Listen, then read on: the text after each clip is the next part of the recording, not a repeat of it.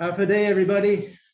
So we're getting together to discuss biological control of the cycad Aulacaspis scale, which is a little insect that's killing our cycads, the fadang plant. So I'm Aubrey Moore. I'm the extension entomologist here at the University of Guam. And we have a small live audience here consisting of Roland Kittigwa, Jim McConnell, Olympia Terrell, Elsa du Millionaire, and our guest of honor, Dr. Ronald Cave, who's sitting right behind me, just in the little corner there. You can see him. There he is. He's going to be talking in a couple of minutes. So it's my pleasure to introduce Dr. Cave. He grew up in California, went off on a Peace Corps mission. He was a volunteer in El Salvador and Paraguay, and worked for 25 years in the American School of Agriculture in Honduras.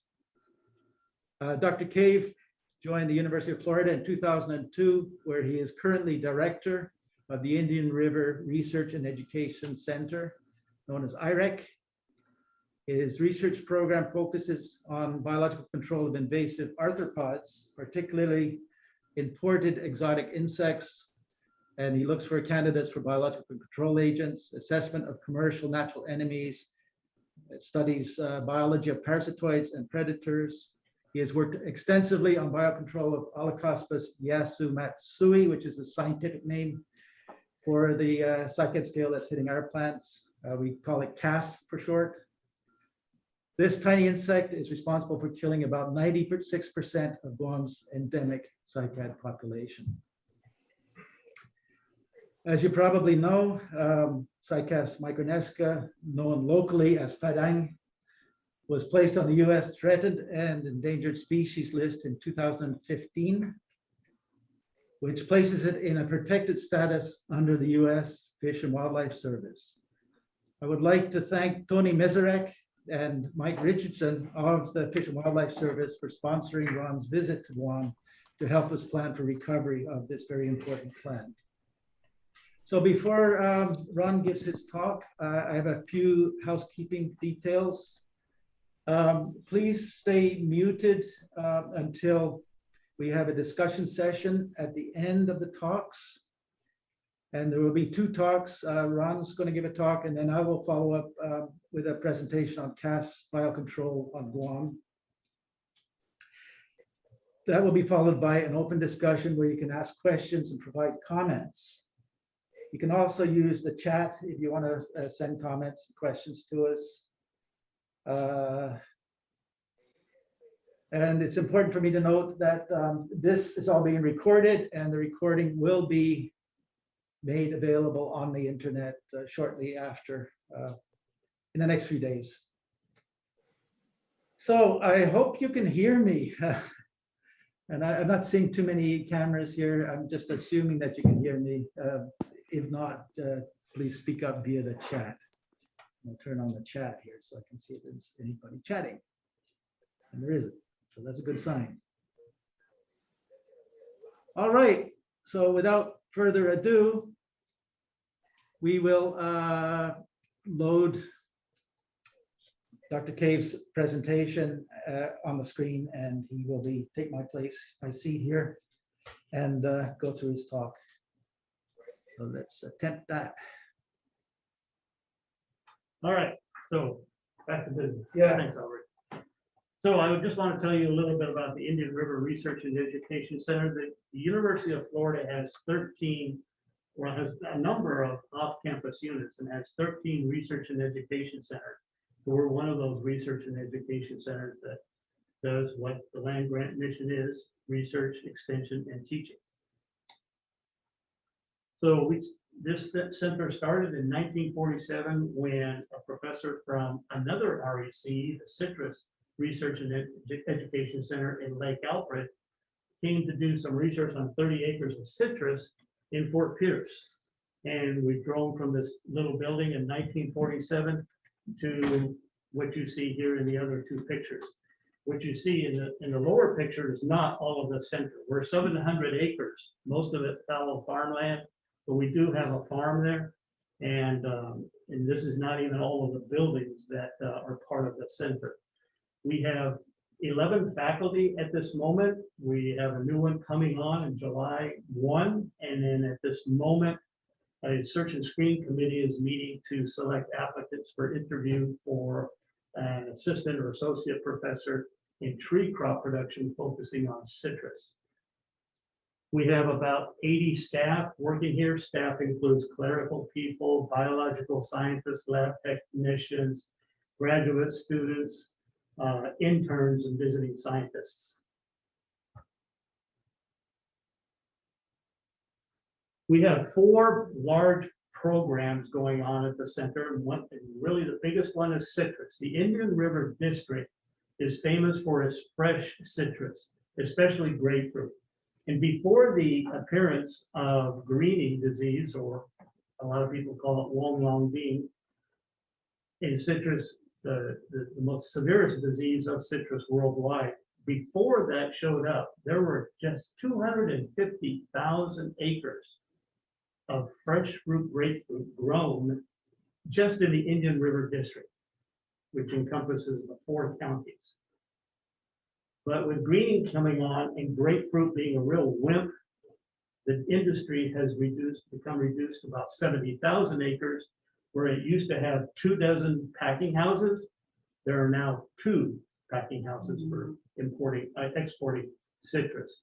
So we're trying to build back the citrus industry. One of the things that we're doing, in the upper right picture, you see this very large sign on rootstock trial, where we're mixing and matching rootstocks and scions to find a combination that can tolerate the citrus greening disease in the soil and weather conditions of the Indian River District.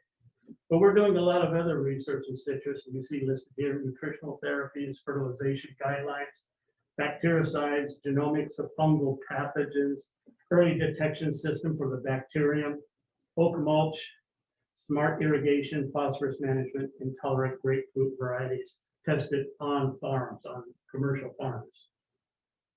So citrus is a big program at the center. And one of the interesting things that's done is by our plant root biologist, Dr. Lorenzo Rossi, there in the middle of the white shirt, who inserts cameras down on the soil and actually get pictures of roots on the trees.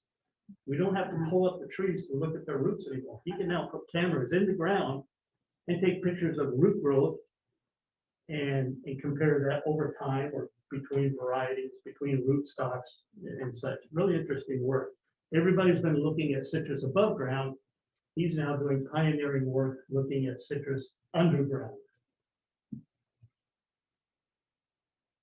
One of the things they've tried in citrus to keep the vector of the bacterium off the citrus are these citrus under protective covers or protective screen, what we call cups. We were the first to install these houses to test to see how well they work in keeping the vector out. And they work very, very well as long as a hurricane doesn't come along and rip up the screen. Now there are lots of growers who are utilizing this for their specialty crops.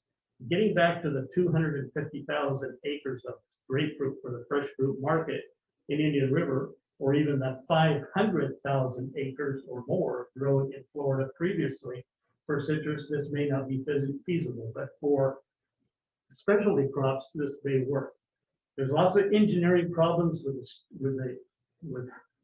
this design right now. Over time, we've learned a lot of ways to improve the design to make them more hurricane tolerant. And then our second program is post-harvest technology. Mark Reitenauer here in the picture is our leader in this program, looking at how to manage not just citrus, but other fruits, strawberries, peppers, tomatoes, after they've been harvested. So he's got a full-size packing line in the image you see in the upper right, and can test different waxes and treatments and handling technologies for post-harvest management of commodities.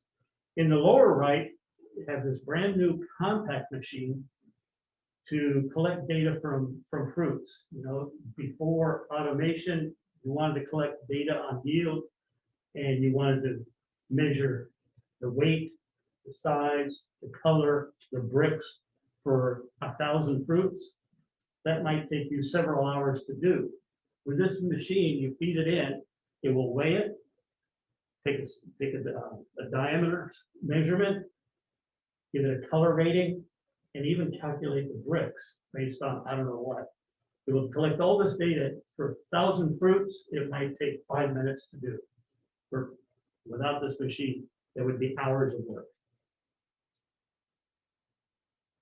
Our third big program is aquaculture. So Courtney O's at any time has about 20 species of fish in this aquaculture research and demonstration facility. His job is to find out what does it take to grow a fish from just a millimeter long to a 3 or 4 foot long hogfish, or to grow bait fish, or to grow ornamental fish, such as the copper-banded butterfly fish.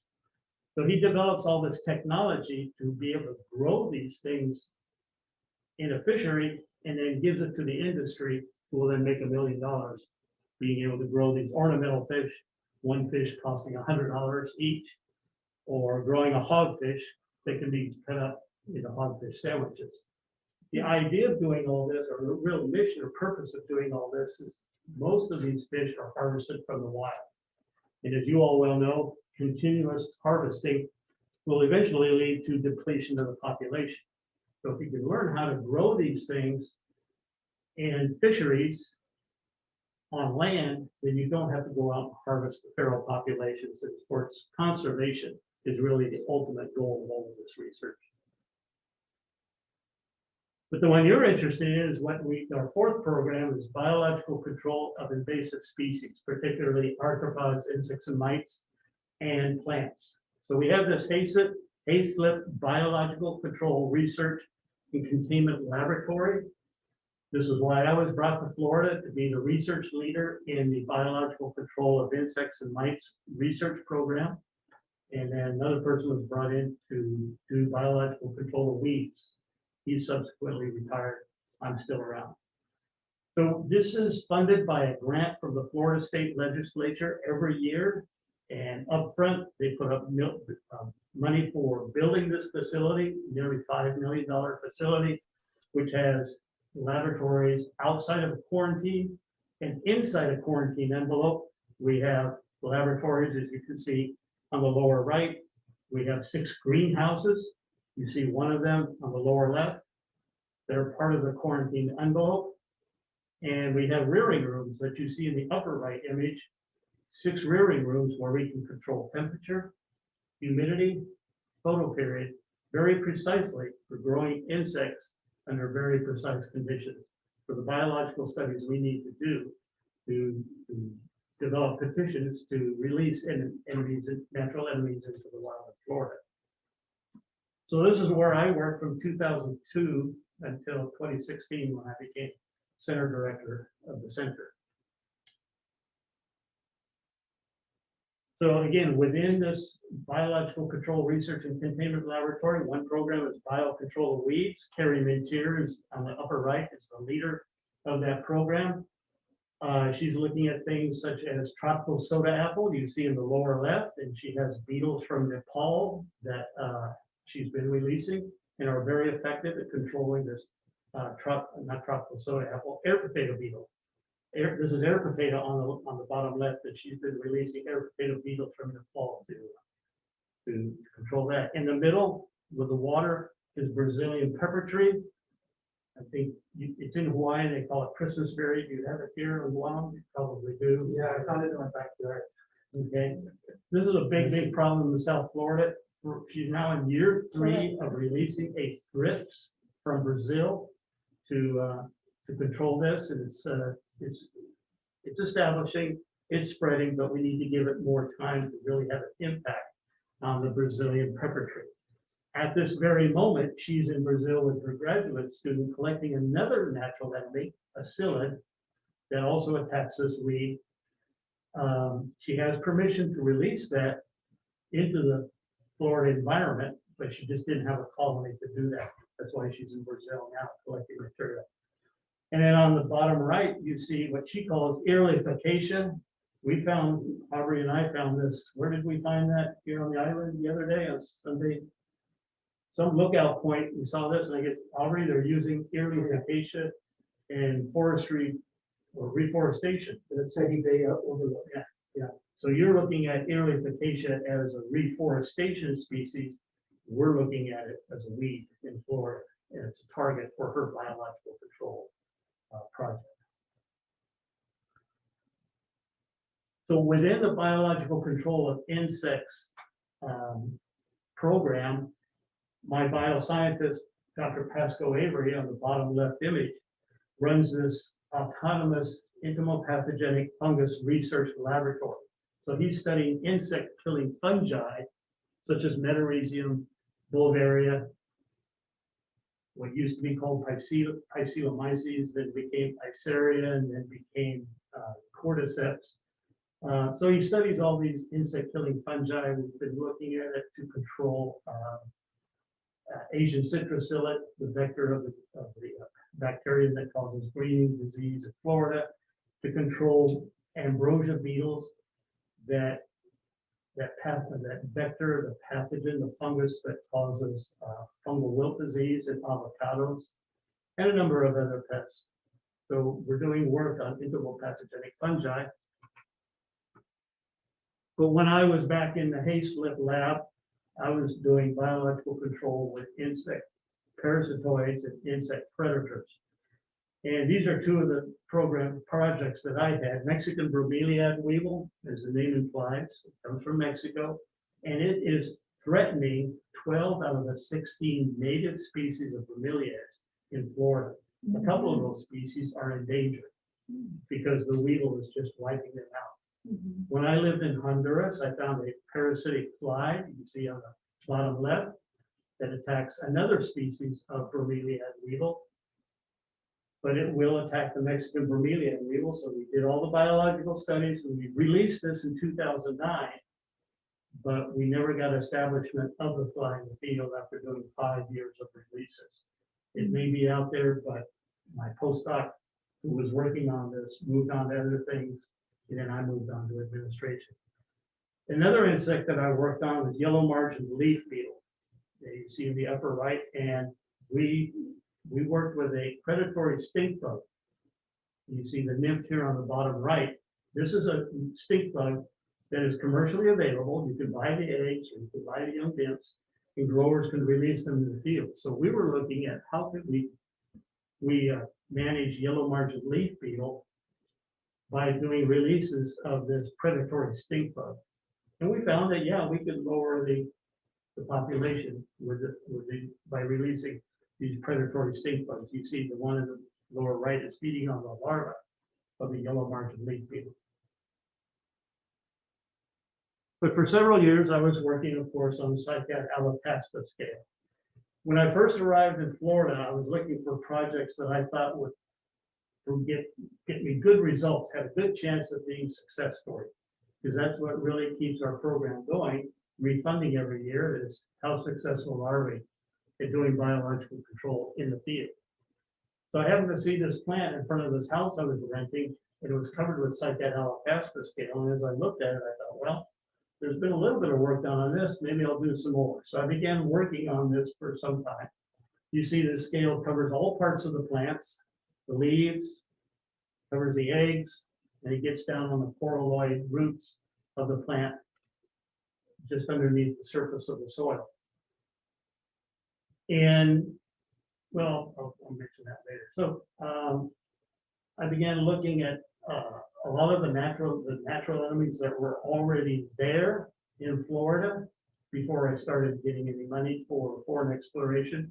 So really for the first couple of years, I was just trying to find out what in Florida was attacking this pest.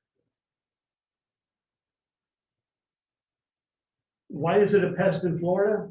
We don't have native cycads in Florida. There are no native cycads in Florida. Cycads in Florida are ornamental plants, very, very popular ornamental plants because they are low management plants, and they're very beautiful if they don't have scales on them. So there were a number of nurseries that were growing cycads, not only for sale in Florida, but throughout the United States and even for export. This is a picture of one abandoned nursery that belonged to a nurseryman by the name of John Ayo. This nursery was 40 acres of nothing but cycads. Mostly Cycas revoluta, what we call the king sago, or the sago palm, but also a lot of things that, a lot of other species of cycads. But it's abandoned now because, and it's even been mowed over for housing since I took this picture. It was abandoned because of the scale, and all these other nurseries abandoned production because of the scale, because they could not export. They were quarantined. They couldn't move their material, even within the state. So they were out of business. He left this in place so I could do some research on here. But after a while, he just tore them all out. They were destroyed. And now there are houses on this place. But of course, the concern here on Guam, you all know, is the killing of the Cycas micronesica. And that has had tremendous ramifications ecologically. You'll hear more about the biological control attempts for this with Aubrey.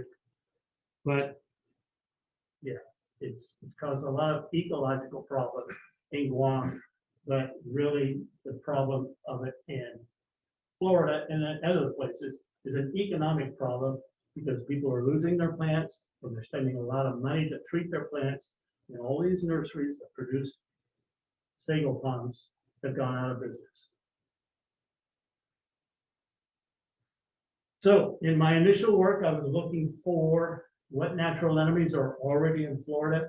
Now, back in 1998, another entomologist at another research and education center in Homestead went to Thailand and brought in 2 natural enemies from Thailand.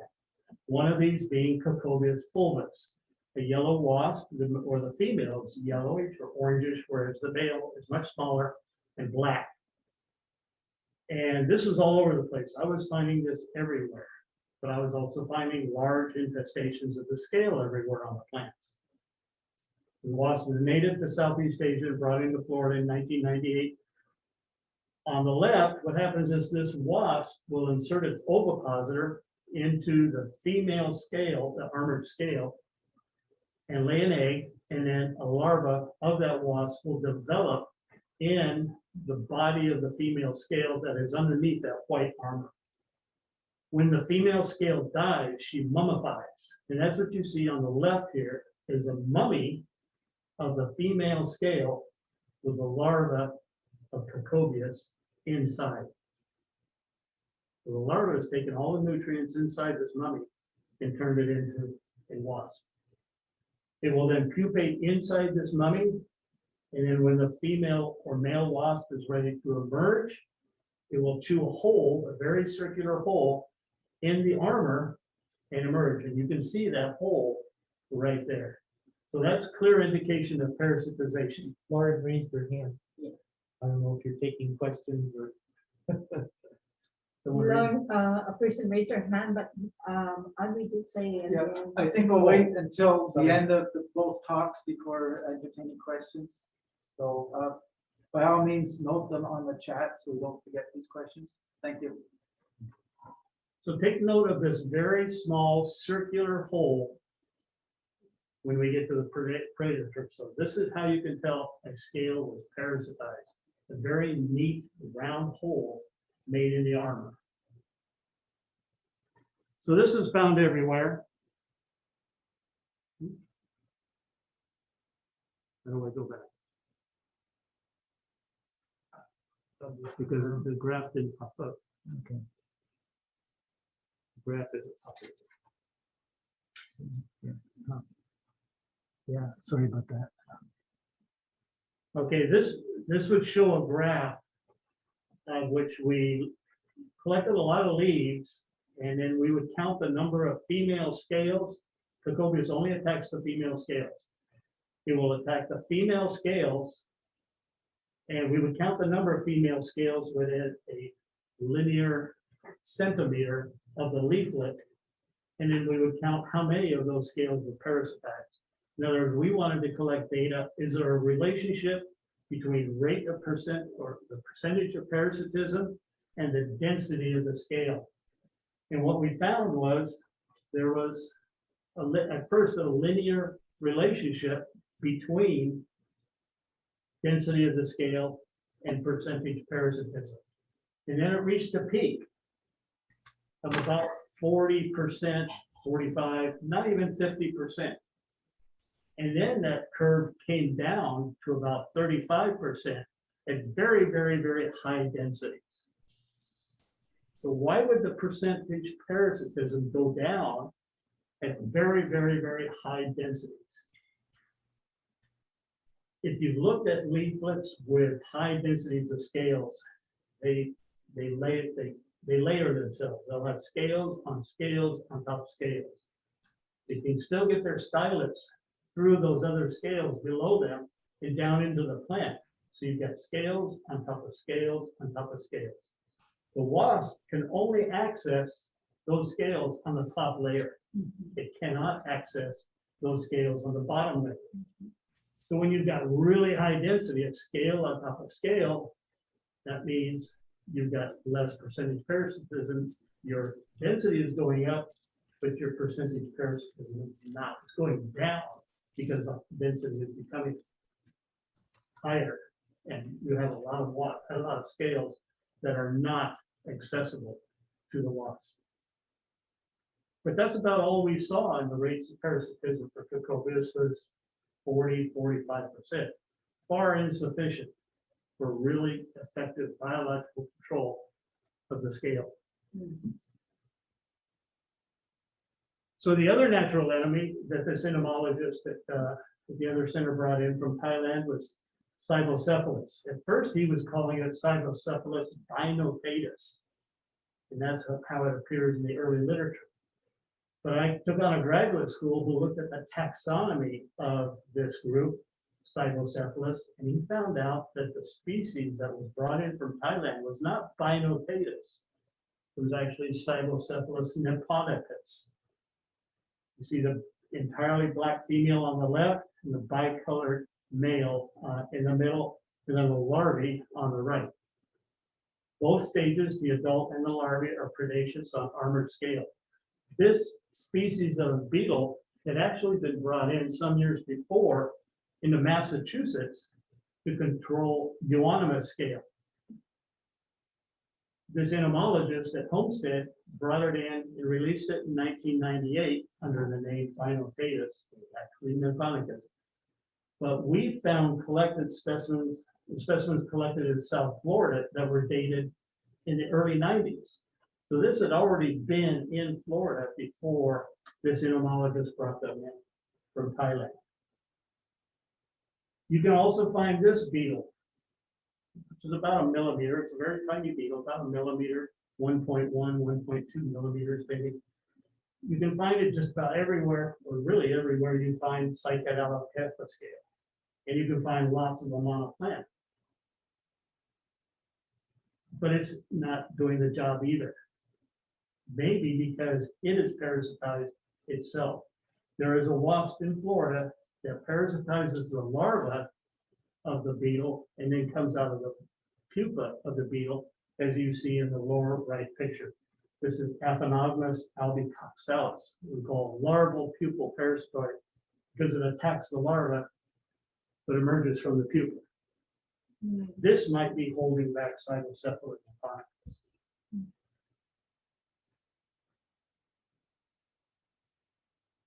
And then I was aware of in the literature that Rhizobius had been released all over the place and had even been released in Florida. This beetle had been used in biological control since the late 1800s, 1895, 1899. It spread around internationally all over the place in Texas, Hawaii, Florida, for biological control of armored scales, particularly armored scales of citrus and other crops.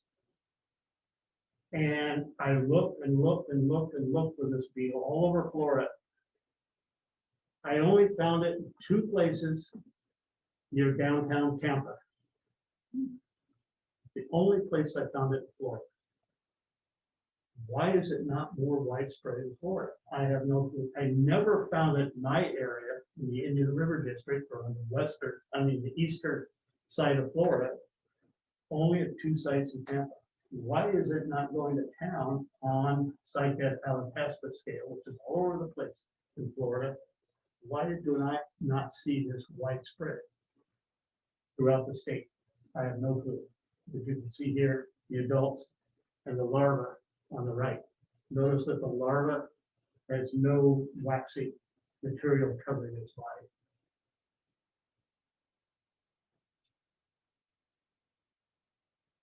So Dale Meyerdirk, back in about 2004, 2005 maybe, called me up and said, hey, Ron, I'm aware of your work with biological control of cycad Aulacaspis scale.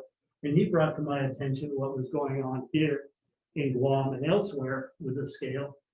Said, we need to find something that you can release in Florida and it can also be released in Guam and elsewhere for protection of Cycas micronesica. So he was able to cobble together some money from APHIS, different APHIS offices, to send me on to 3 trips for foreign exploration in Asia. So I made 3 trips with Ru Nguyen, formerly of the Florida Department of Agriculture in Florida. And we made a trip to Vietnam in 2006 and 2007. And of course, cycads are everywhere. They're alongside the roads, they're in front of temples, they're in front of schools. So we had no problem finding scales. Some of them were absolutely scale-free. Some of them had high populations of scales on them. Everywhere we went, when we found cycad Aulacaspis scale in Vietnam, we also found Cybocephalus niponicus, tiny little black beetle. It's everywhere there in Vietnam. But again, we still found lots of trees that were heavily infested with the scale, but here and there, not everywhere. We made 2 trips to China, 2006 and 2009. Again, cycads are everywhere, in front of restaurants, in front of government buildings, in front of commercial centers, and even some large nurseries. The upper right, see this very, very large nursery, just extended up a hillside. The entire hill was collected with cycads. I kind of think they were spraying that with insecticide because that was absolutely scale-free. But a lot of times we would find trees like the ones we found in front of the restaurant in the government building, in the 2 images on the left. Those plants were heavily infested with scale. Again, we were finding lots of Cybocephalus niponicus on them and Cocobius fulvus, but they still had these tremendous populations of the scale on them. We found a few other things that I'll tell you about in a moment.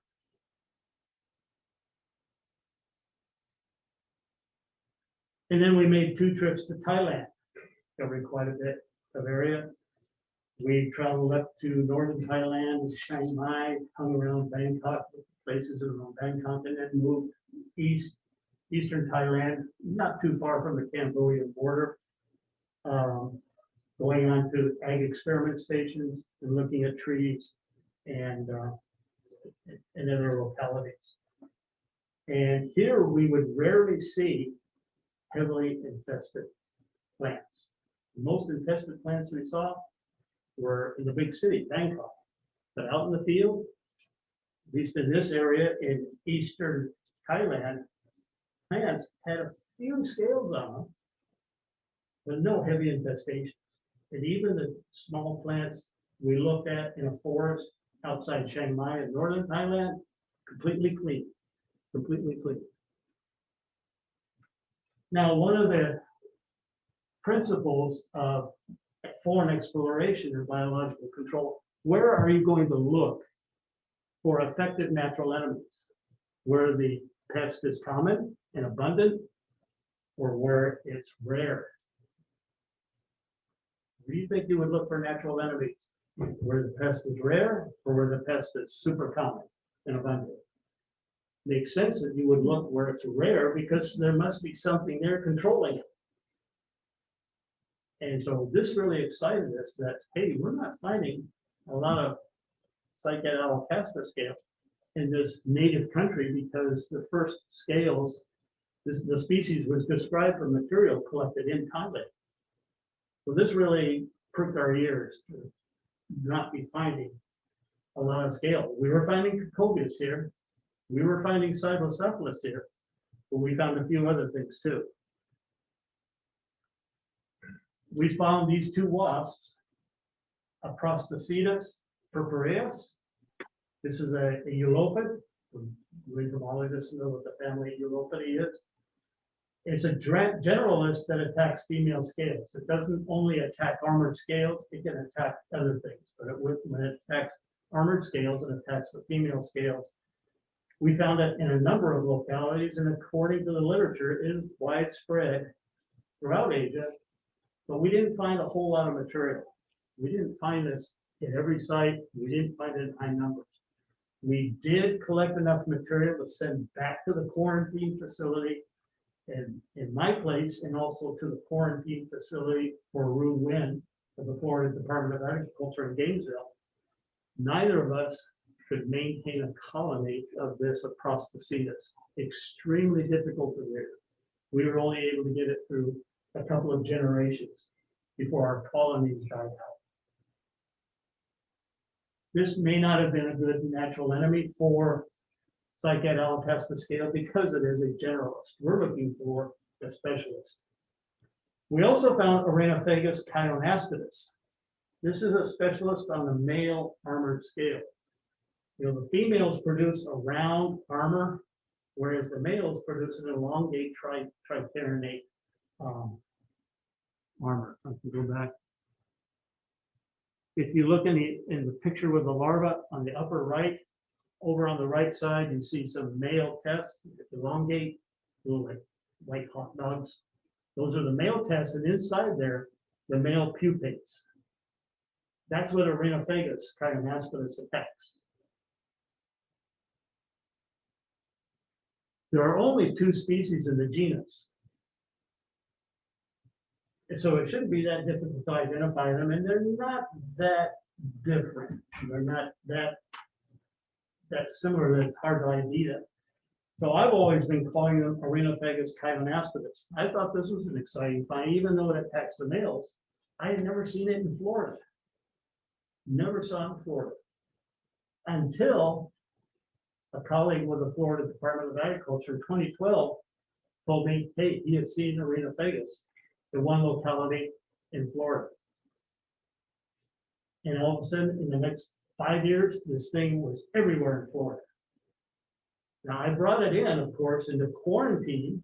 We have a very good quarantine facility, very tight, and we follow all the protocols so nothing escapes from quarantine. And where it was first found was far, far away from our quarantine facility. But somehow this thing got into Florida and began attacking Cycad Aulacaspis scale. Now, here's one of the puzzles I have. This species has been known in Florida for many, many, many years. It was actually known to attack other armored scales, particularly on peaches in northern Florida. So it was not a new insect for Florida. It just didn't all of a sudden show up in 2012 and start parasitizing the Cycad Aulacaspis scale. It had been in Florida for many, many years. Why did all of a sudden did we start seeing it attack Cycad Aulacaspis scale in 2012 when we had not seen it in the years before that? I have no answer for that. But again, it is widespread and abundant in Asia. We saw it everywhere we went, even on highly infested plants. But is it really effective as a natural enemy? Biological control agent of Cycad Aulacaspis scale? Not real sure, but I can tell you that anecdotally, ever since I've seen Arenophagus in Florida, I've seen populations of Cycad Aulacaspis scale going down. I don't have data to support that. I just have anecdotal observations. It's here? Yes, it is here. I'll talk about that. Oh, sorry. We'll talk about that. So again, this was also very, very difficult to rear. We tried rearing it in quarantine, and only could get it to go through a couple of generations. Now, what we did not find in our foreign exploration, 3 trips to Asia, was a species of Aphytus. And I'm only bringing this up because others have found Aphytus wasps attacking Cycad Aulacaspis scale. in material received from China many years ago in Cycad Aulacaspis scale. They reared an aphytus and called it Aphytus lepidosaphes. In material from Texas and material from Hawaii, they reared Aphytus species and have been calling it Aphytus legionensis. This is an extremely difficult genus to identify species. There are very, very, very minute morphological differences between species or among species. And even those differences have gray areas, so you can not always confidently identify the species. They identified a number of what they call cryptic species. These are species that are morphologically the same. You cannot differentiate them by morphology, but you can differentiate them by their biology and behavior. Some might prefer very warm temperature, other might prefer cool temperature. One will attack this host, and another will attack another host. Or you might have some biotypes. Biotype being like races, strains, where one biotype of a species will attack this pest, but it won't attack another pest, whereas another biotype will attack that pest but not attack the other one, but we consider them the same species. So this is why we're not really sure what species we're dealing with here in the way of aphytus. Are they really Lingdonensis, which has been spread around the world for control of armored scales and citrus, purple scale and Florida red scale. Lepidosaphes has been spread around the world for control of armored scales and citrus. And then it's just now showing up as scales of as parasitoids of Cycad Aulacaspis scale. Most of the species are generalists that attack female scales. And as I mentioned, they've been widespread, used widespread for biocontrol in citrus. I'll come back to aphytus, some commentary on aphytus a little bit later. But we did not find this in our foreign exploration, but they have been reported from scales in a number of places. I have not seen any Cycad Aulacaspis scales parasitized by aphytus in Florida. But again, there is a record of it from southern Texas. This is what I found that was exciting in Thailand. So in eastern Thailand, we showed up at a dipterocarp forest, and we were finding cycads all over the place with just a few scales on it, just a few scales. And then all of a sudden, here was this one plant that was heavily infested, and it had all these red dots on it. And these red dots turned out to be this red lady beetle. So I collected several individuals, and there were larvae, and there were pupae, and there were adults on this plant, and we found them on other plants too that were lightly infested. So I subsequently collected a lot of these. We brought them back to Gainesville and Fort Pierce, and were able to establish large viable colonies of this lady beetle in the laboratory. At first, I thought it was of the genus Chilocris. Then I sent specimens to a lady beetle taxonomist, Natalia Vandenberg, at the Systematic Entomology Laboratory in Beltsville. And she said, no, it's not Chilocris, it's Phenachylus, undescribed species, new to science. So she and her postdoc, I forgot his name now, George, a Brazilian, who unfortunately passed away a few years ago, they named it Phenachylus kashaya, which in Hindu means reddish or royal red or something like that. So she and Georgie named this Phenachylus kashaya, brand new species to science, so absolutely nothing known about it. These are the places where I found it in eastern Thailand, the place called Sup Tao and at the Sakura Environmental Research Station. These two places were only separated by 5-6 kilometers. They're very close. They're both dipterocarp forests. You see a lot of grass in the habitat on the right, because that is in the protected area of the research station, whereas the area on the left, when we were there collecting, we were always hearing cowbells because the guys were bringing their cows through that forest and feeding on the grass.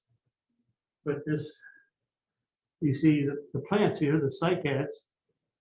Will this work? Yeah, you can see the cycads here, not huge. This is Cycas siamensis. Cycas siamensis. And we're finding just about 1 or 2 beetles on every plant in very, very few scales, except for that one plant, Suptal, that was heavily infested, but we were finding a whole city of beetles on it. But otherwise, very few scales on the plant, just a few beetles, continually feeding on the scales. So we brought the beetle back and found out that it is a very voracious predator, the cycad Aulacaspis scale. The problem I had in the laboratory was producing enough scale to feed these critters because they are so hungry. They eat so much. I'll show you that in a moment. So we did a lot of studies, biological studies on this, and I also had a master's student who looked at Rhizobius lophanthi, and the graduate student who looked at the taxonomy of Cytocephalus, also did some biological studies, and there's something in the literature too. We did some biological, but there's information in the literature about Aulacaspis in the literature. So I'm going to, in the next 2 or 3 slides, I think it is, I'm going to show you some comparative data, biological data, comparing the scale and these 4 natural enemies. So let's first look at comparative developmental times. This is the time from when the egg hatches to when it becomes an adult at 25 degrees.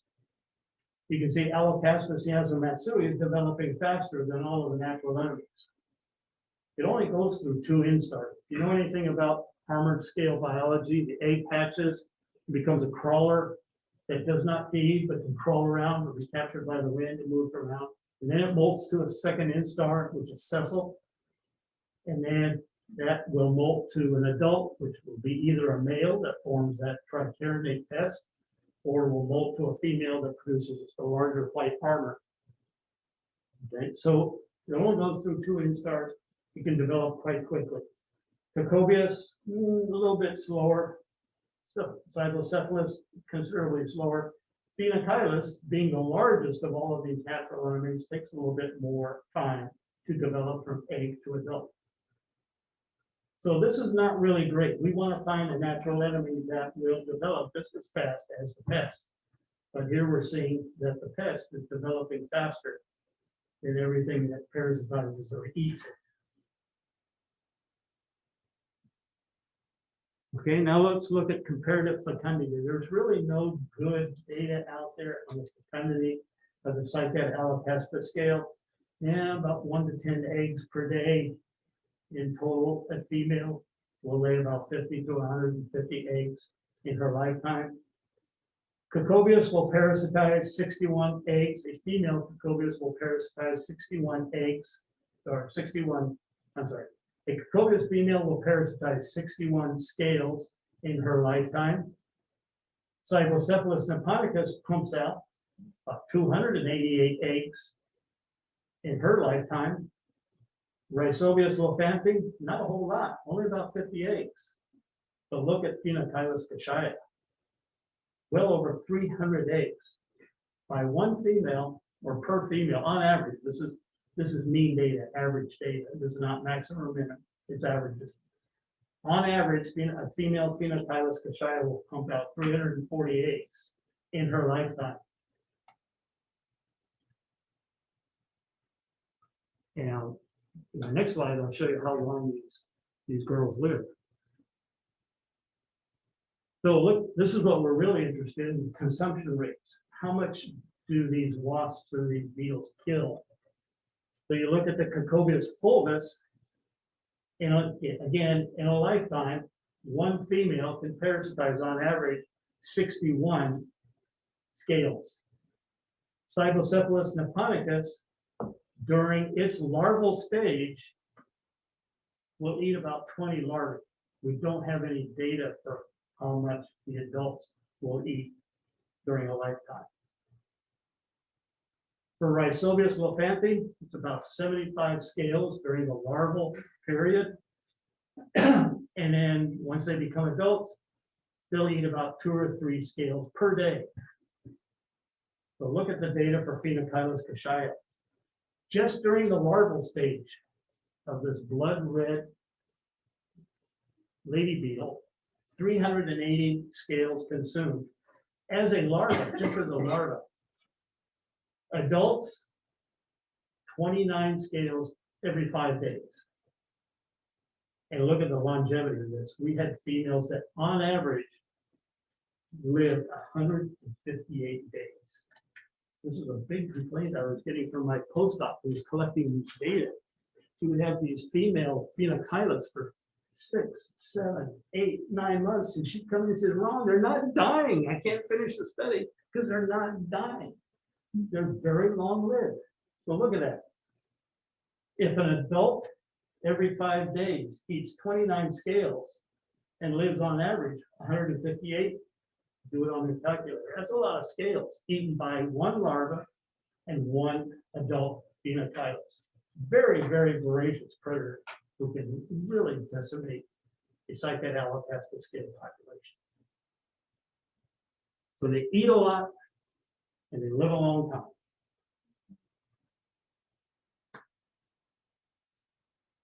So I mentioned Pasco Avery and the entomopathogenic fungi research laboratory. Well, let's see what fungi will attack this. So he likes this species, Cordyceps javanica. It's gone through a number of nomenclatural changes over the years. I won't get into that, but right now we have settled on the name, or the mycologists have settled on the name Cordyceps javanica. So we had an intern from Zamorano, where I used to work in Honduras, who looked at this fungus as a natural enemy of the scale and found that we were getting 73 to 84% infection rates, and it was reducing the molting rate by 72%. And it was capable of, we think it should be capable of infecting scales on the leaves, on the trunk, and the crown, the soil, because as the spores are applied, the very tiny spores can get down in those nooks and crannies, hiding places that the scale can get into, but a large beetle such as Phenocylus or Rhizobius cannot get to. We tried some field trials, but they didn't work out really well, and then things changed without going into that, and we never were able to rerun those field trials. But we know this thing will cause high rates of infection in the laboratory. Now we just need to see, does it work in the field? What does it do in the field? Now, another thing I tested were entomopathogenic nematodes. You can buy entomopathogenic nematodes. Go online from Amazon or all these different companies and buy them. A number of species are for sale, so we tested these 4 species, applied them to leaves in the laboratory, and then you can actually see the nematode under the armor. So we were able to determine the rates of infection by either just looking at the armor closely or lifting it up and seeing the nematode inside the female body. So we got parasitism by all 4 species, but the parasitism was fairly low, about 30 to 40%, not real high.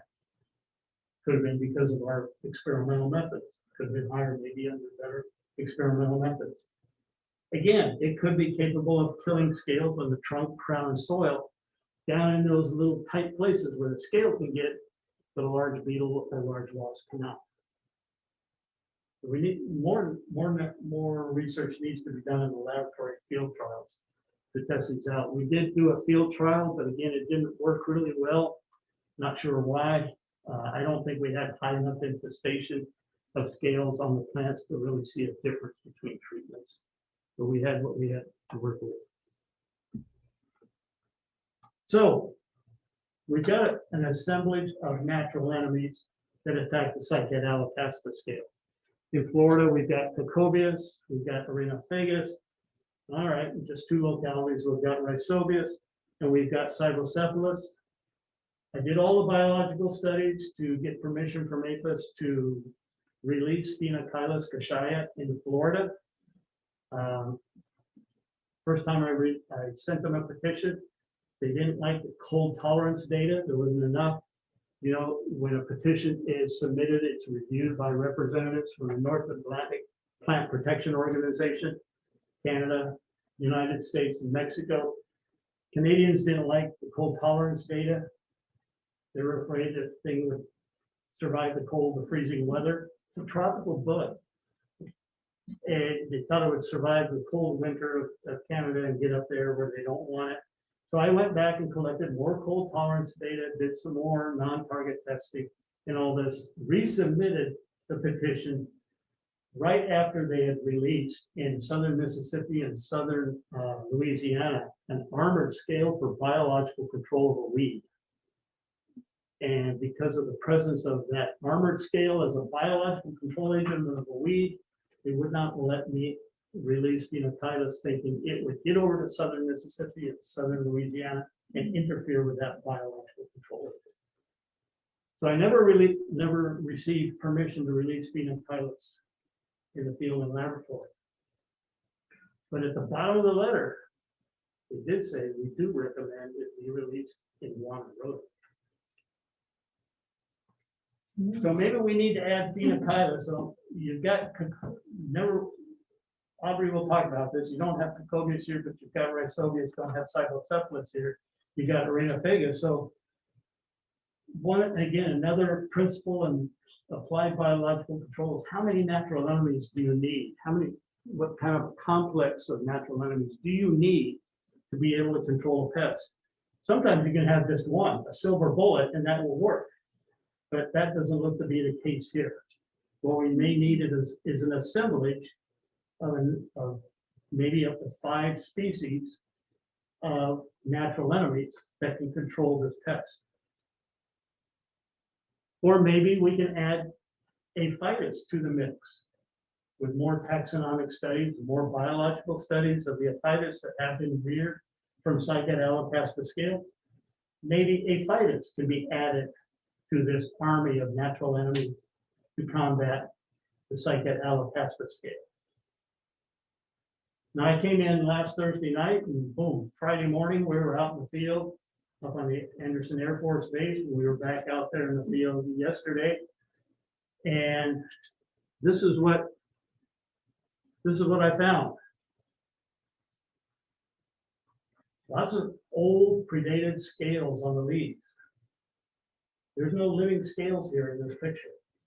I don't see any. What you see here is all these scales here have been chewed on by some predator. Now remember when I was talking about Cocobius? When Cocobius emerges, it creates a nice, neat little hole. Well, these weren't parasitized. These were eaten by some big Tyrannosaurus rex lady beetle that just chomped right into the armor to pull out that female and consume that female. That's why you have just this total destruction of the armor in this picture, indicating heavy predation on this population of the cycad Aulacaspis scale. This is what we found. You can just kind of make it out in the video on the right. Here we go. This is what we found, a little tiny black hairy lady beetle, one that Aubrey had never seen before. Now, Rhizobius elephantia is here, but this is not Rhizobius. Rhizobius is a bit larger and has different coloration. We're not sure what this is. We need to take a closer look at. I do recognize it as of the subfamily Skimnini of the lady beetle family, and probably of the tribe Skimnini. I'm not sure. So I'm not sure if it's the genus Skimnus or pseudo-Skimnus or something else, but this is something that has not been seen on Guam before. And I've never seen anything like this anywhere in Asia or in Florida preying on cycad Aulacaspis scale. So we've got something new here. We've got something new here that needs to be looked at. This is not the same thing. These are just some images I stole off the internet of other skimlets. So this is not these are not pictures of what we found in the field yesterday and Friday. But this is a picture of a species of skimlets. This is what the larvae look like. What do they look like? Look like mealybugs, don't they? They can be confused with mealybugs. But they tend to walk faster, they'll have a distinct head capsule, longer legs, but they look like mealybugs. But these are the larvae of these predatory lady beetles. We did not see any larvae on the plants yesterday or last week. Not to say they weren't there, we just didn't see them. But remember the Rhizobius lophanthi larvae, completely naked, so easily to distinguish them. So getting back to this assemblage of natural enemies, maybe it's 7 against 1. Maybe that's what we really need, is this whole complex of natural enemies to control the cycad Aulacaspis scale. Maybe slipping in Aphytus, slipping in this lady beetle that we found in the last few days, Or the cordyceps. or the cordyceps. So I will leave these beautiful pictures of these beautiful natural enemies, these beautiful beetles and wasps up here, and we'll do questions after Aubrey's talk. So, Thank if you have any questions later on after Aubrey, we'll talk about this. Thank you very much, Ron. You're welcome.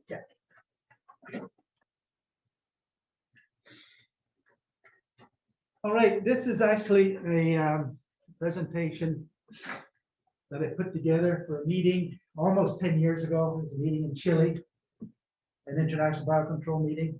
I actually didn't get to the meeting, so I'm recycling this, and it's kind of dated. I'll tell you when we get to things that no longer apply. A lot of people put effort into the work that is being reported here, and I won't go through the list right now, but thanks to those people anyway. Okay, Guam has been going through several ecological disasters, all caused by invasive species. Just about all biologists know about the disaster caused by the brown tree snake, which removed the birds from our forests and all of the services that it provided, such as dispersing seeds and also killing insect pests. Very sad when you spend time in Guam's forests. It's basically silent. You don't hear any bird song at all. If you hear the ocean, you'll hear the surf. If the wind's blowing, you'll hear the wind, and that's about it. Very different from most tropical forests. Asian cycad scale was detected in 2003. That's what we're going to be talking about.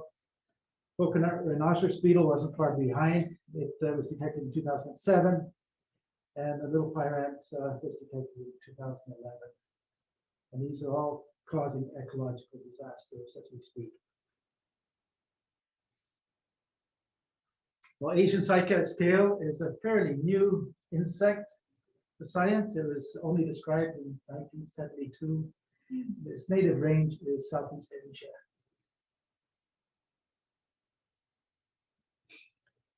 By 1996, it had been detected in Florida at a couple of botanical gardens. Shortly after, some botanists had been to Asia to collect cycads for their cycad collections. That sounds like a smoking gun to me. The scale was detected in Hawaii in 1998, which really worried us out here because, as we'll get to, we have this native cycad, which at that time was the most numerous tree-sized plant in that forest. Tommy Marler, a botanist from the University of Guam, was already studying cycads, and he was alarmed by the news from Hawaii, and actually put a full-page letter in the newspaper with pictures saying, we've got to be very, very careful that this cycad scale does not enter Guam. Unfortunately, his prediction was true. A few years later, it did enter Guam. It was detected in 2003, infesting cycads at the front door of two of our major hotels. And I will name them, the Hyatt and the Hilton. It's not their fault it came in. In those days, every hotel had a cycad display at the front door. So first of all, it was an ornamental problem, but very quickly it spread into the wild cycads, Cycas micronesica. And it just got on cycads throughout the islands within a very short period of time, 1 or 2 years.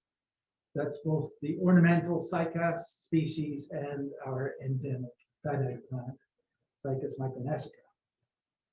2006, it was detected on rota, and shortly thereafter, it was detected on Cycas micronesica in Palau. There's one population of Cycas micronesica on Yat, which is still, as far as I know, cycad scale 3.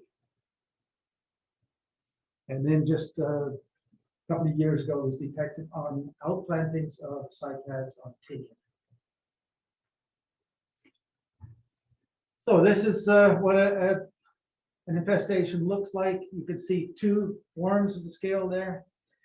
The roundish ones are the females, and the ones that look like grains of rice are the males. The white outer covering is the scale cover. It's a waxy material that protects the scale inside. And that cover doesn't come off the plant, even if the scales go through their life cycle and emerge. That white stuff, the scale cover, actually gloms onto the plant pretty heavily. Here's a close-up, and in the middle of the screen, we've removed a big cover of a female scale. And what you can see under there is eggs and the first instar, which are crawlers. The crawlers can't fly, but this is how the scale is dispersed. These crawlers just get picked up by the wind, they tumble around, and if they happen to land on the host plant, they will tap in.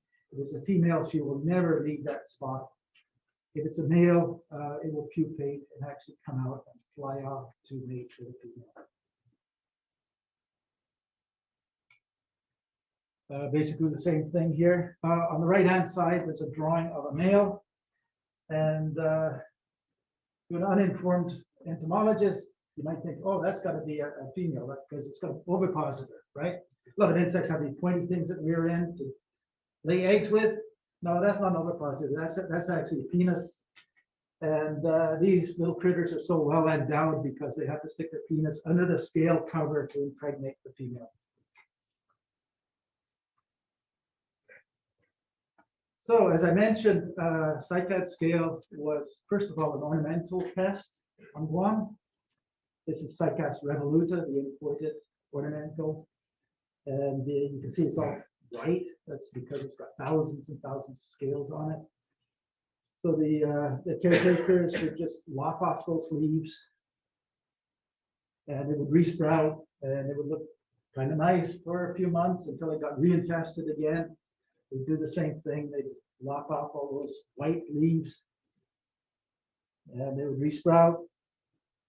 You can do this about 3 or 4 times, and then the plant just runs out of energy and melts away. So we lost all of our ornamental plants in Tumon over a period of about 1 year. And this is the remnants of a cycad garden in front of the Okura Hotel. Unfortunately, the cycad scale escaped into the boonies, and it was doing even more damage out there on our native fadang plants. It doesn't snow on Guam, and this picture is not overexposed. It actually looked like that. This plant was pure white, and it was covered, it was encrusted with several layers of scales, sucking juice out of the leaves. And first of all, it's reducing photosynthesis, obviously, but the major problem is the plant just gets sucked out of all the nutrients are sucked out of the plant. And maybe some other things going on too.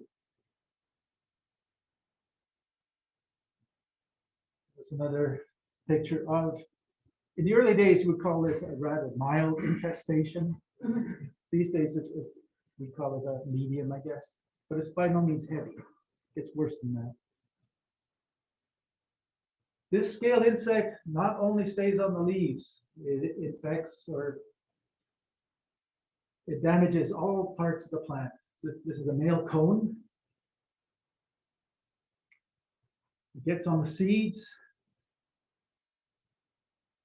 And within a year of a plant becoming heavily infested, it will die. And we had thousands upon thousands of plants dying because of this tiny, tiny insect. They're so numerous. This is a picture from up at Rutidian, the far north of Guam.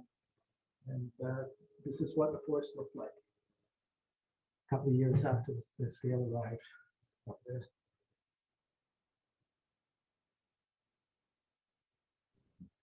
So for forestry problems like this, you really cannot go and spray the whole island. You cannot get in to most of the plants to treat them. We have a special problem here because a lot of the plants are on military land, so you need permission to get in there to do anything, even to look at them. Possible to treat all these plants with pesticides. That can be used in an ornamental situation, definitely. So we're back to looking at biocontrol agents. When the scale first came in here, we detected it in December 2003. I contacted my buddies in Hawaii and they said, hey man, we don't think it's going to be much of a problem because we don't have any native cycads. They're all ornamental plants that we can access and we can treat this scale problem with pesticides. And oh, by the way, we have this little lady beetle that seems to be munching on them.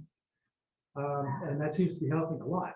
So I said, well, can you please collect some of those little lady beetles and ship them over to me? I'll get permits from APHIS. And within a couple of months, we had lady beetles that were brought in from Maui. Thanks to the guys in Hawaii for providing those. This lady beetle is called Rhizobius lopanthe. It does have a common name, and it's called the purple scale destroyer.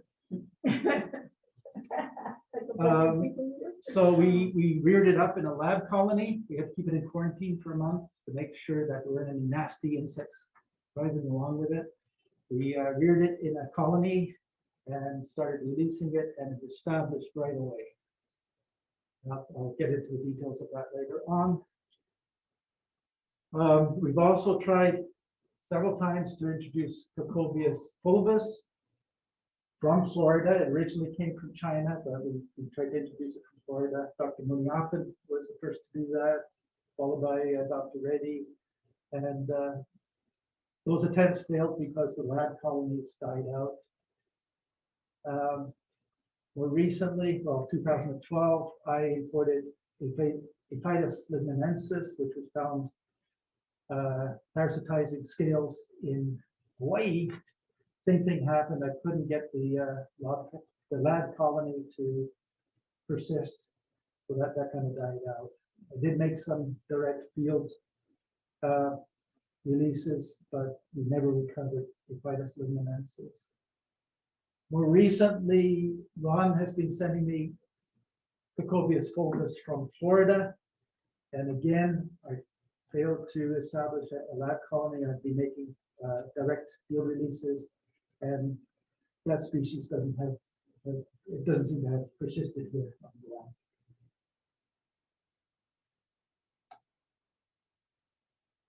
Okay, so we'll talk about Rhizobius lopanthe, which did establish, and it is helping the situation. It is patrolling mature plants and eating quite a bit of the scale, but it's not sufficient to bring back reproduction. And that's the major problem. These plants are still in dire straits. And I'll talk quite a bit about that later on. So this purple scale destroyer has been used for quite a few different armored scales worldwide. It was actually introduced to California from Australia in 1892, and then into Hawaii in 1894. Was actually released previously on Guam in 1925 to 1926 for some other scale insect, not the cycad scale, but some other scale insect, and I haven't been able to discover what that was. But prior to releasing it again here on Guam, we didn't see any. So that seems like that population died out. Maybe we ran out of food. So the upper left, we have a female cycad scale. And Use your cursor. we'll use the cursor. Thank you, Roland. You can see the cursor in the upper left-hand block there. This little brown thing is actually the exoskeleton of, would that be the first instar or the second instar? This little triangle. Is that first instar? Probably first thing. Yeah. So this is the skeleton of the first instar, or the first stage of the scale, and this is the new scale cover that's made by the second instar of the scale. And underneath this kind of transparent waxy cover is where the female hangs out with her eggs and her crawlers. So it's quite easy to flip the cover off. And in this particular instance, you can see a very large egg that's way larger than the scale eggs. This is a scale egg right next to it. So this egg will hatch into a beetle larva. The beetle larva stays under the scale in its first instar, first stage, and gobbles up the female and all the eggs. Then it will come out and start wandering around, gobbling up other scales, males and females. So this is still a very young, probably second instar beetle larvae, which has just come out and was wandering around, gobbling up scale eggs. I mean, scales. That's the last instar, and it's very different from the ones that Ron was showing you. It's obviously different. So they're quite active, and that's what they turn into when they become an adult. So both the immatures and the adults feed on scales. And as Ron pointed out, you can tell if a scale is parasitized or predated on by a beetle. If it's predated on by a beetle, it will be a very ragged hole. If it's a parasitoid that came out, it'd be a nice round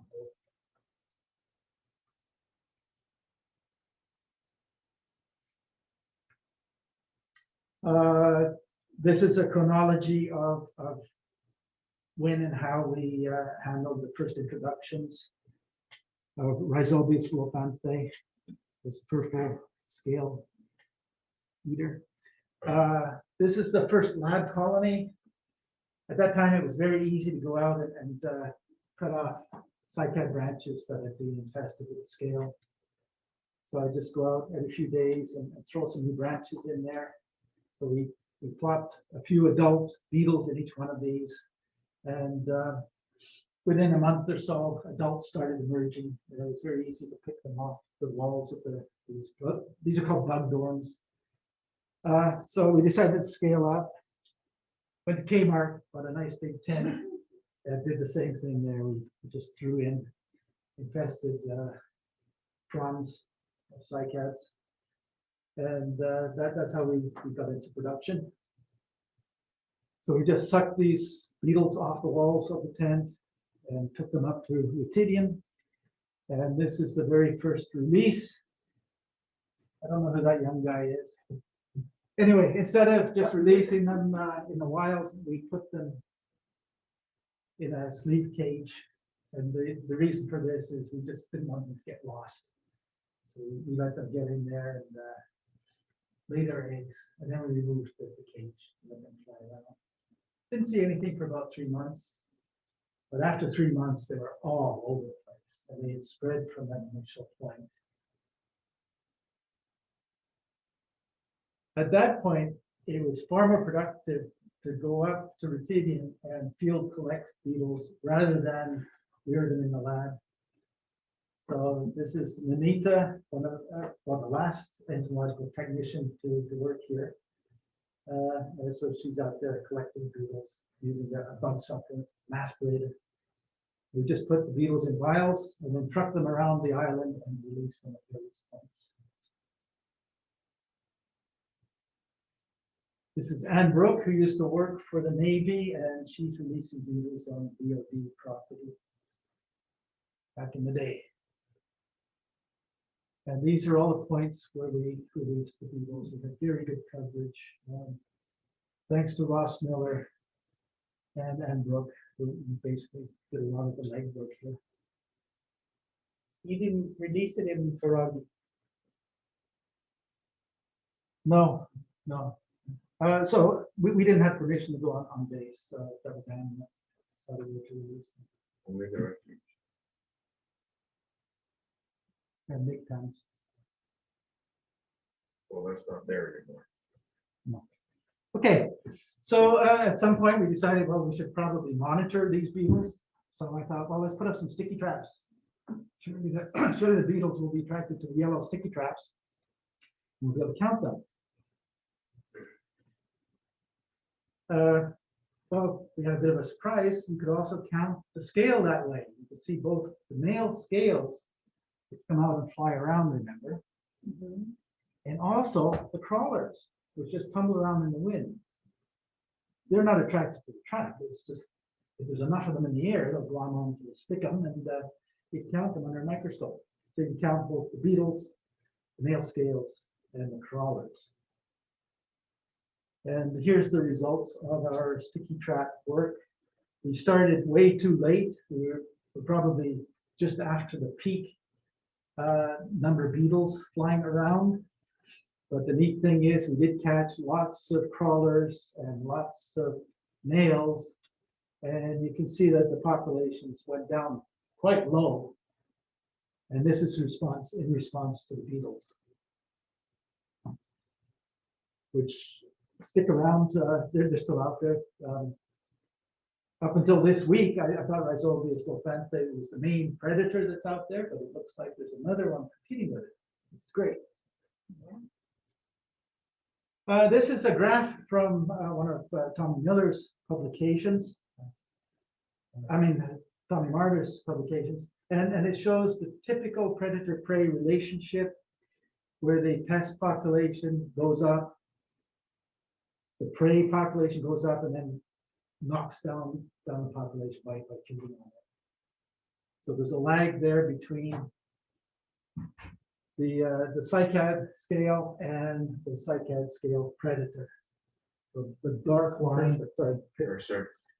the dark line here is CAS, the cycad Aulacaspis scale, and the dotted line is the predator, the predaceous lady beetle.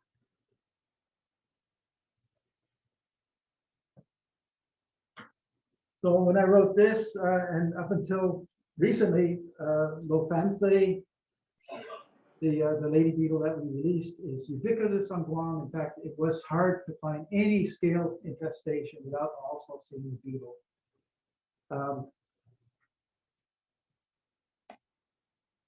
So we have a successful biocontrol setup, right? Sustainable biocontrol. Well, not right.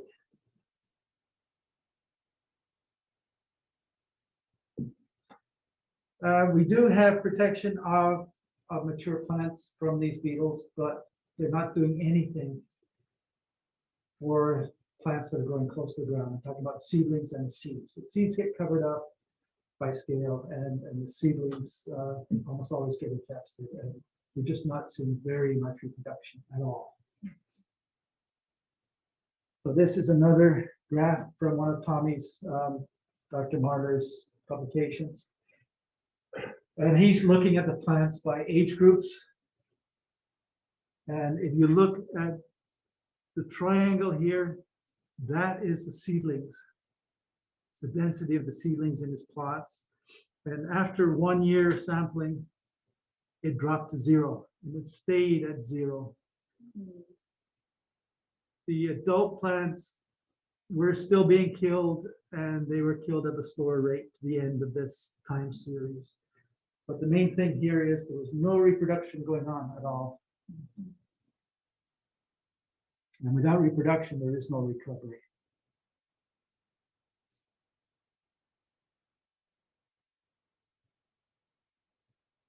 Okay, so this is dated material.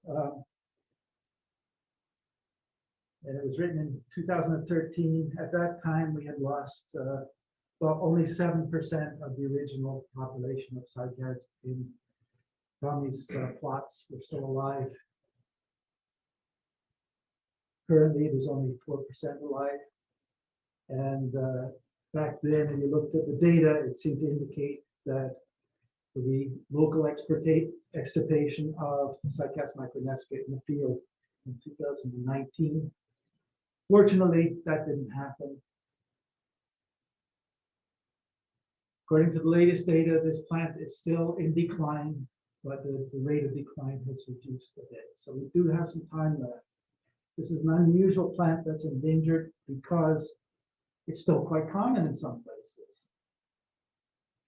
It's by no means a rare plant.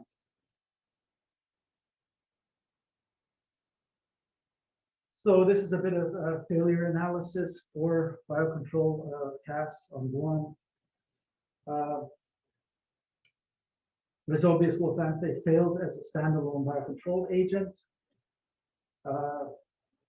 It does not prey on scale insects that are close to the ground. That's the seedlings. So seedlings aren't being protected.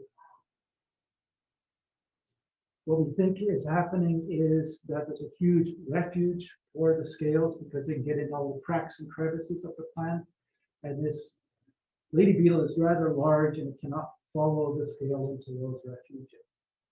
So the idea is we need to go and look for a smaller biocontrol agent, either a pathogen or a parasitoid from these miniature wasps, which can follow the scale into the cracks and crevices.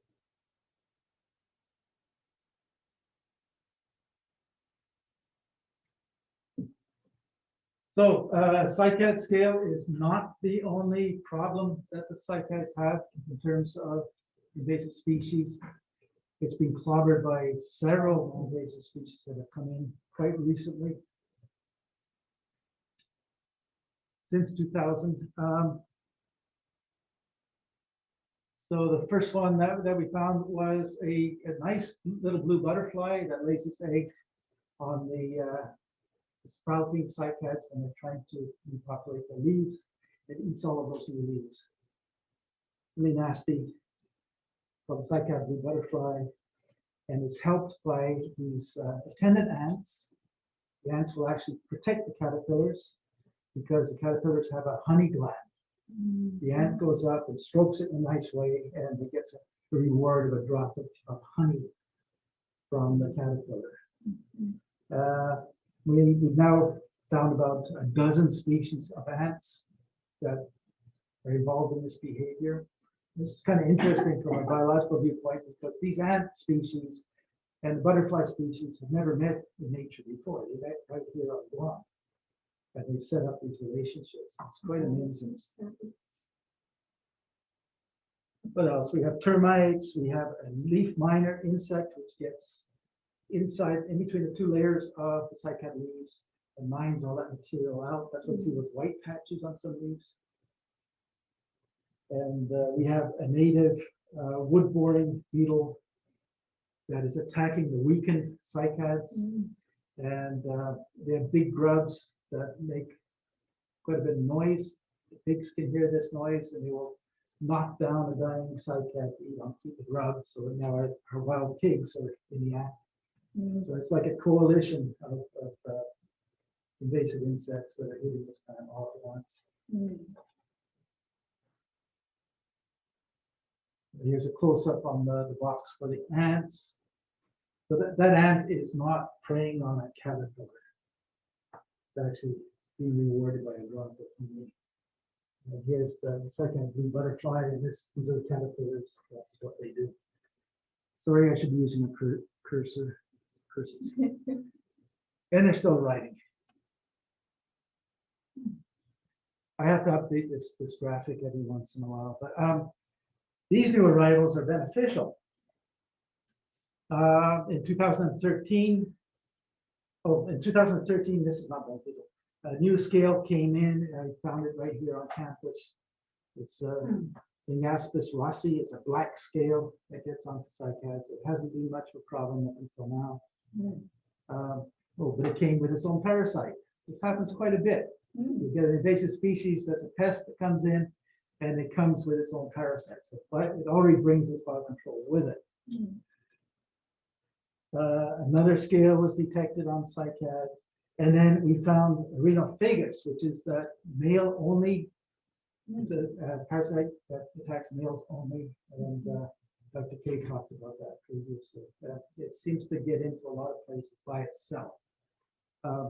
When I found it, I was pretty sure it was a fortuitous introduction. But I just found out recently that Dr. Reddy imported it and released it here. I'm trying to find out the exact dates. He said that before he released it, he already saw it out in the field. So it could still be a fortuitous introduction. I'm still trying to figure out what happened there.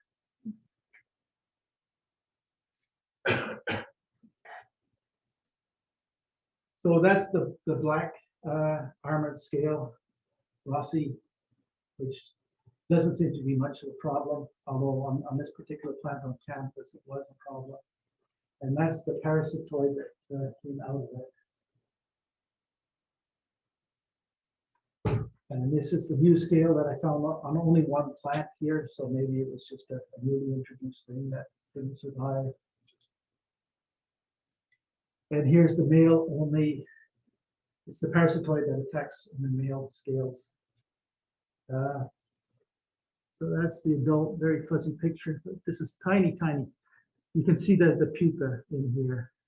It's about to pop out.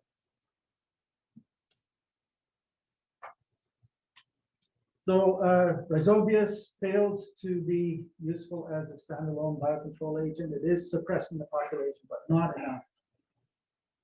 Doesn't have enough mojo. It could be that introducing the beetle before parasitoids hampered our chances of establishing parasitoids here. I'm wondering what would have happened if we brought in the parasitoid, at least established it, and then brought the beetle in later. We might be in a much better place.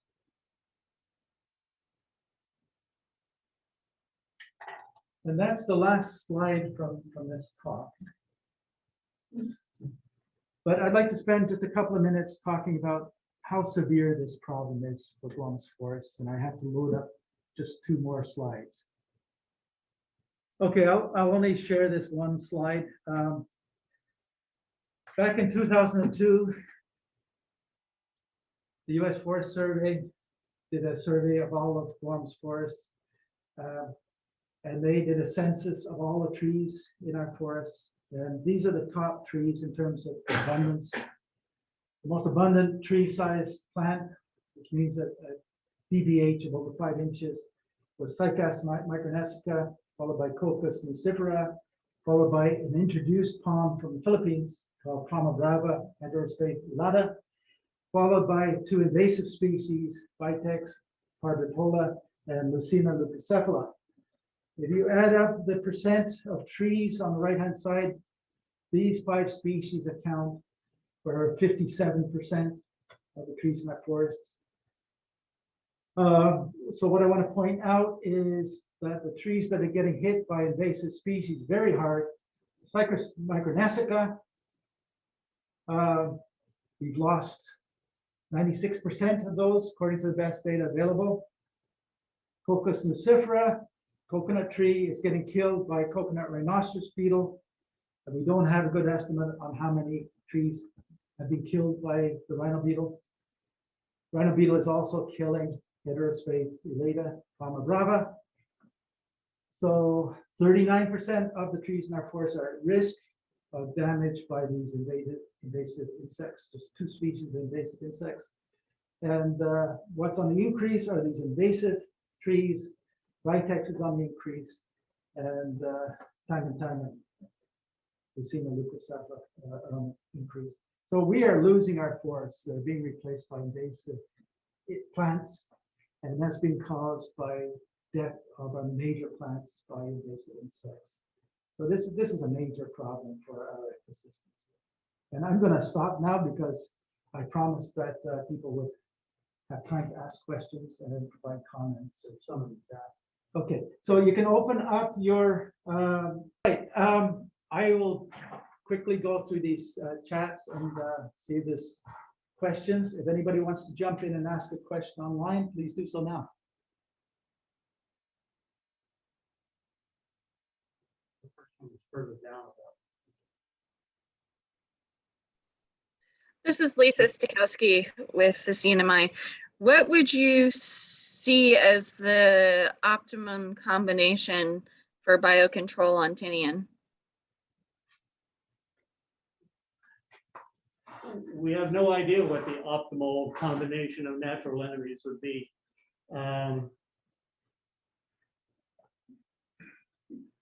Well, as we've talked with you, Jill, about, first need to know what's there and how effective are they. So has anybody done any monitoring of natural enemies of cycad, Aulacaspis scale on tinian? If not, that's what we need to know and see what's there and what's missing.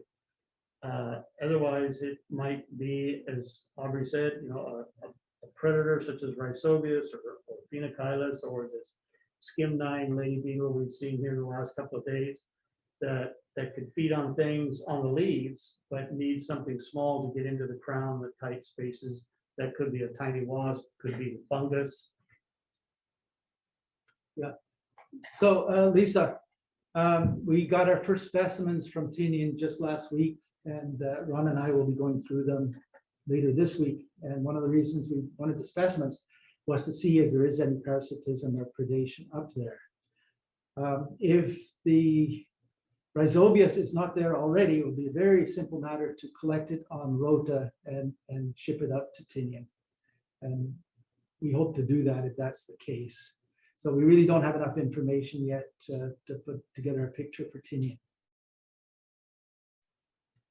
Okay, thank you. Can I ask, what is the process for screening the new ladybird beetle for use in Florida? Are you talking about the Phenocylus or the skim-9 that we saw in the last couple of days?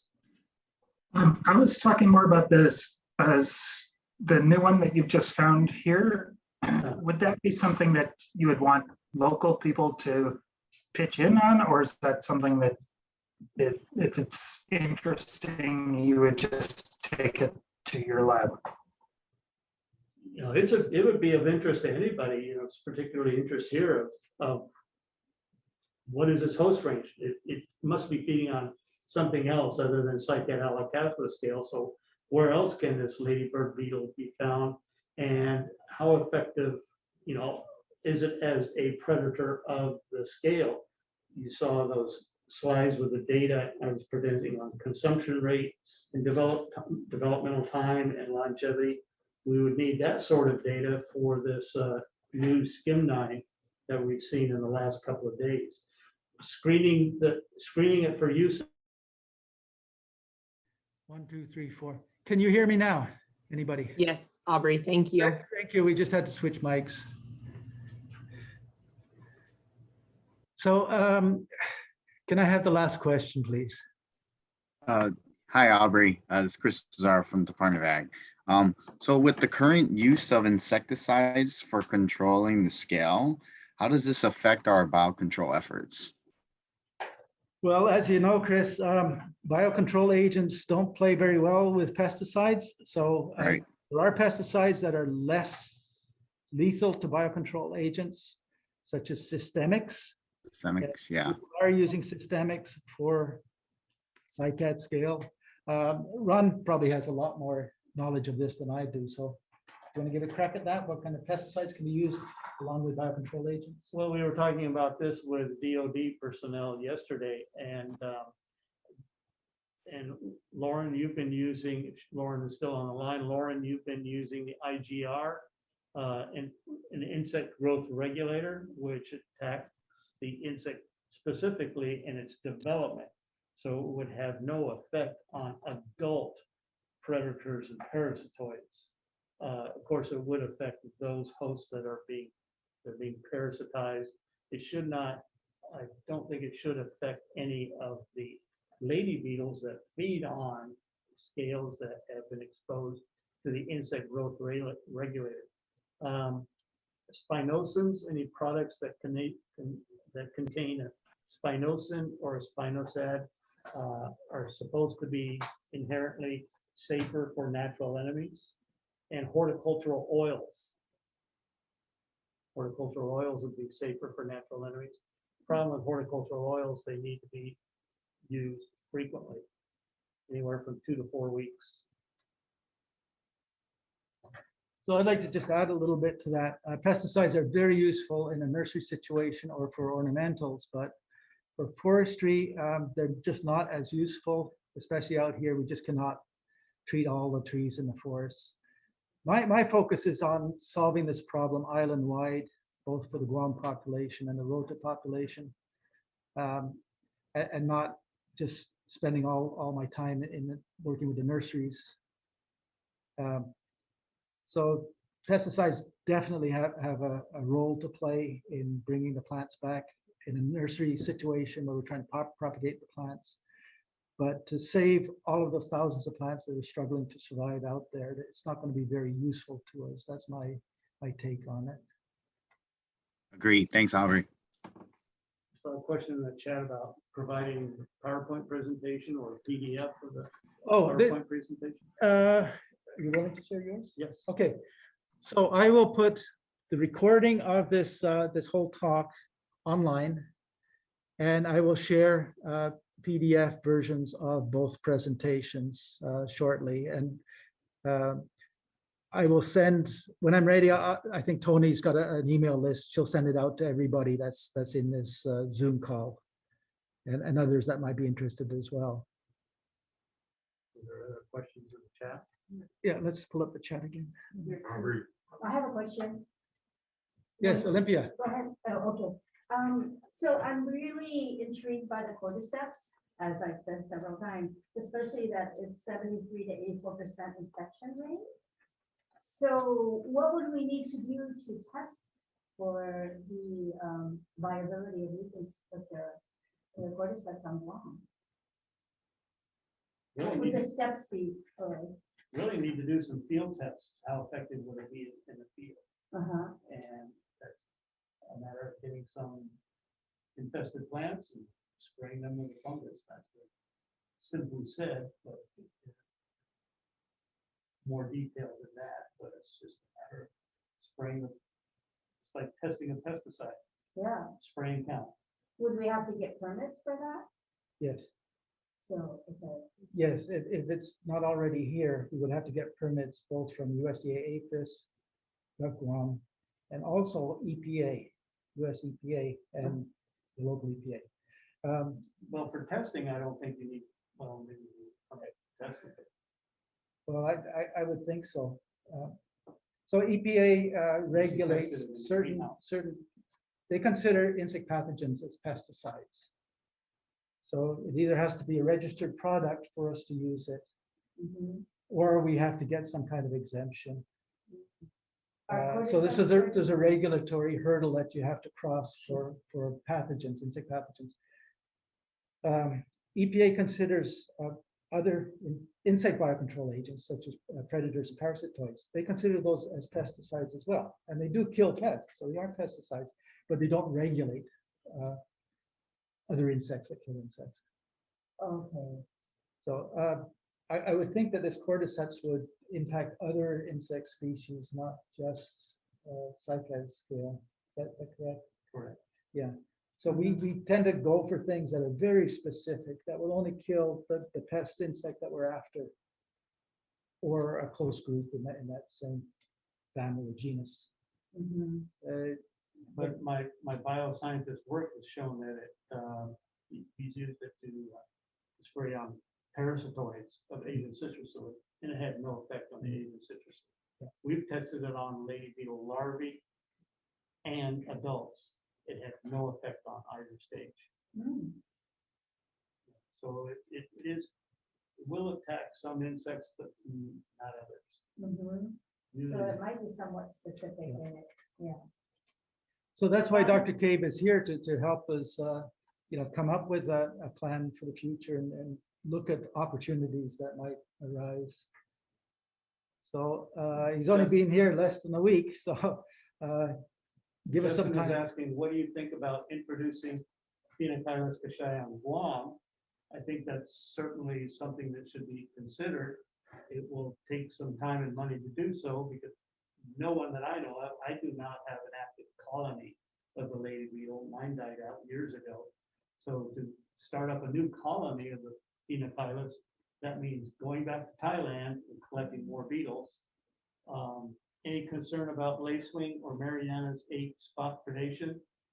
Well, that I did in my non-target testing with it in the lab. I did see that it would feed on green lacewing eggs.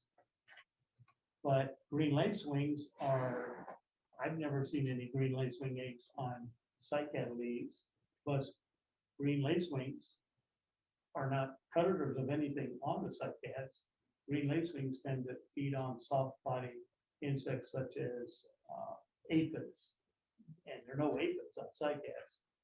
So I don't think it would be a problem of any attacking lacewings on the cycads. Lacewings, do you have lacewings here? Yes, we do. Attacking lacewings on other things, well, it's gonna go where the scales are because it is a scale predator. I think it was in the lab, it was feeding on lacewing eggs because it was just eating everything it could get. And it was, those lacewing eggs were right there in a petri dish with it. And especially if that's the only thing in a petri dish to eat, yeah, they'll eat it. But I would think if I remember right, when there was scale available, they would prefer to feed on the scale than the lacewing. So same thing with butterfly eggs. We found that it did feed on butterfly eggs if that was the only thing available to them. If there were no scales available to them, yeah, they would eat the butterfly eggs. But if scales were available, they wouldn't touch the butterfly eggs. So that's really their first choice is the scale. Sounds like I want that on my citrus.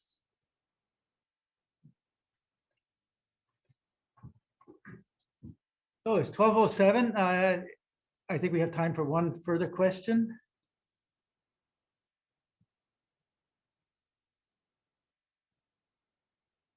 Christine, Okay, from Christine Heron. Minus a forester on our team right now. How else can our Guam DOAG forestry team provide assistance? We are in full support of efforts to reestablish cycads and augment outreach efforts, mitigation and controls. I'll give a stab at that. I think all of the people that are interested in cycads are currently working on the cycad problem, need to cooperate and communicate. And I think that we should probably put together a working group to address some of these problems that we're having, to promote communication and cooperation. speaking of that, Aubrey, does anybody know what the status is with the Fish and Wildlife's cycad was it a recovery program? Okay, Roland Kittiwa just asked about the status of Fish and Wildlife's recovery program for cycads. And Tony, if you're still on, could you? I am, yeah. I can't give exact dates. Go ahead. I don't have exact dates for anybody, I'm sorry, but we are working on our recovery plan for the 23 species that were listed in 2015, which does include the cycad. That will be, I think, out in the Federal Register in the next few months. I hope I'm correct when I say that. And then we will be working on a recovery implementation strategy for all of those species, the cycad being one. So we're getting there sooner rather than later. I hope to be pulling together many of the people who are here now and that we've already been talking to, because I completely agree with Aubrey's sentiment just now that it's going to take this bigger team group effort to recover the species. And I have another question. With regards, Probably hear it so that the microphone will pick it up, please. with regards to cycad, Asian cycad scale infestation on cycads, does anyone have any data or observation to say whether cycads prefer enclosed areas? Are we seeing the ones that are in enclosed, limited airflow? Are those areas more highly infested than those in the open? Are there any observations to confirm any of that? Well, I've only been 2 days out in the field here and. Where do you find it back home? Where we looked, they were all in a closed forest. Back home in Florida, I've seen cycads out in plain view, wide open space, the only plant around. And full sunlight, receiving full sunlight, still heavily infested. So at least in Florida, and I think in your Cycas revoluta, your sago palm areas, in an open environment, you're still going to be infested, full sunlight. That's not a problem. The Rocky area seems to be a better area for them surviving. We just put out. The plants or the scale? The plant. I'm not sure if the microphone's picking this up. That microphone's no longer working. So Jim McConnell just said that the Taragi area seems to be a good place for cycads to grow. Is that he seems to think the cycad scale is not as common up there, or not as. They're reproducing there. And they're actually reproducing, which is a really They're good not sign. regenerating, no. Mhm. They're producing seed. Okay, so remember how the scale gets around. It gets around by these crawlers that just tumble in the wind. And if they land on a cycad plant, they'll tap in. Yesterday, we were talking to some folks who have worked with cycads for years, and they say that cycads on the seacoast seem to have less problems with scale, and that would be true, especially on the eastern coast of Guam, because the winds are very, very often from the ocean onto the land, which means that that's pure air carrying no scale crawlers. So it would be the plants that are downwind of infested plants that get the crawler populations. So that's one thing I'd really like to look at. Maybe our sticky traps will give us some information on that. But to answer the original question, are plants inside a closed forest more susceptible than plants in the open? We really don't have a good answer for that. Maybe some anecdotal evidence that the plants in the open are less susceptible. Yeah. Where there's good wind flow. Yeah. And then distance from, what's critical is distance from the nearest infested plant. I can say my observations of hiking around the savannah near Tarzan Falls area. There's some really big, tall cycads that I visit periodically, and they're doing very well. But that's a very windy area, also a fire-prone area. But that's been my observation. Yeah, I observed the same close to the ocean. They seem to do a little better. But we see in our nursery, which is exposed, that the only cycads around are some on that across the street here. Okay, I'm getting a comment, getting hard to hear. Yes, sorry about that. It's because we only have the microphone in my computer that's active right now, and we're getting comments around the table here. Is there any more questions from the Zoom participants? I think we could probably handle one more, and then we'll probably call it a day. You want to put my email address in there? We'll send that along. Yeah, we'll send contact information along with the announcement that all of this stuff has been archived for you to review later on. But one more question, anybody? Speak up now or hold your peace. Okay, it sounds like everybody's holding their pieces. So let's close it down. Thank you very much for attending. I hope you learned something. I certainly did. Adios.